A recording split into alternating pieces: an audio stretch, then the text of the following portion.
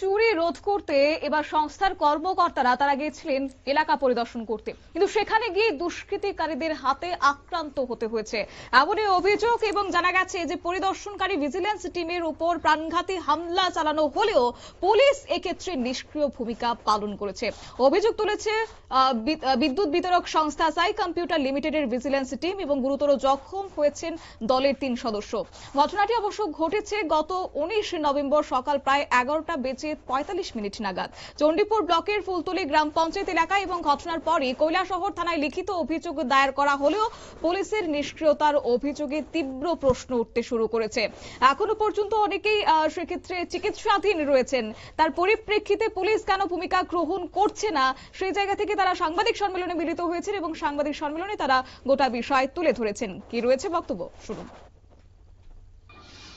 আমরা বিগত 5 বছর ধরে কৈলাসহর মহকুমায় বিদ্যুৎ দপ্তরের অধীনে সাই কম্পিউটার লিমিটেডের পক্ষ থেকে বিদ্যুৎ প্রদানকারী সংস্থার সাথে জড়িত আছি এবং এই পরিষেবার ক্ষেত্রে আমরা বিভিন্ন সময়ে বিভিন্ন ধরনের বাধার আক্রান্ত হই।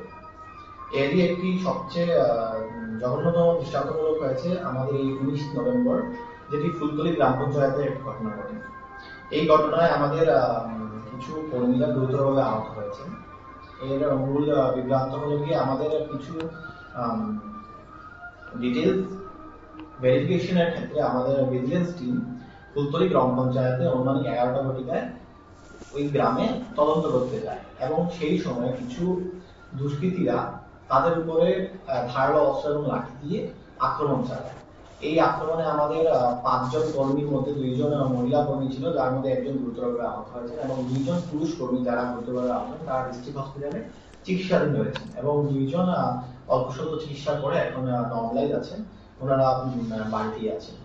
তো এই ঘটনার পরিপ্রেক্ষিতে আমরা আমাদের কৈলাসহর মহকুমার পুলিশ স্টেশনে আমরা একটি এফআইআর দায়ের করছি অফিসের পক্ষ থেকে এবং আমরা আমাদের জেলা শাসকের কাছেও একটি আবেদন রেখেছি যাতে আমাদের এই ঘটনার পরিপ্রেক্ষিতে যারাই দুষ্কৃতী যারাই দোষী রয়েছে তাদের পক্ষে তাদের বিরুদ্ধে আইনিমূলকভাবে কঠোরতম শাস্তি ব্যবস্থা করা হয় এবং আমাদের কাজের পক্ষে আমাদের তরফে আমাদের যাতে কিছু ধরনের সেফটি প্রোভাইড করা হয় যাতে আমরা আমাদের বিদ্যুৎ সংক্রান্ত যে কাজগুলো রয়েছে সেগুলো অবিচ্ছিন্নভাবে আমরা কাজ চালিয়ে যেতে পারি।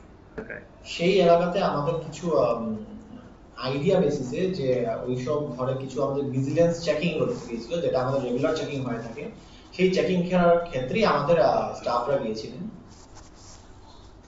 হ্যাঁ, তখন ইনকোয়ারি চলাকালীন যখন ওরা চেক করছিল সেই সময় কিছু দুষ্কৃতীরা ওদের উপরে ধারালো অস্ত্র এবং লাঠি দিয়ে তাদেরকে আক্রান্ত করে ওই জায়গাতে এবং তাদের উপরে হামলা চালিয়ে যায়। সাংবাদিক সম্মেলন করে সাই কম্পিউটার লিমিটেডের মেইনটেনেন্স ইনচার্জ অমল রায় জানিয়েছেন, গত 5 বছরে বিভিন্ন এলাকায় পরিষেবা দিতে গিয়ে তাদের কর্মীরা বহুবার হয়রানির শিকার হতে হয়েছে। তবে ফুলতলির এই ঘটনা সবথেকে বেশি নিন্দনীয় এবং অভিযোগে দায়ের করার পরও পুলিশ কার্যত নীরব দর্শকের ভূমিকা পালন করছে।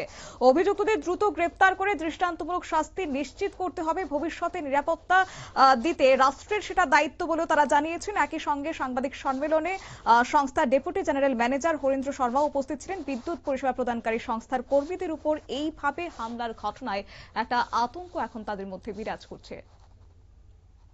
নিয়ে নিচ্ছে ছোট্ট একটি বিজ্ঞাপন বিরতির সঙ্গে থাকুন।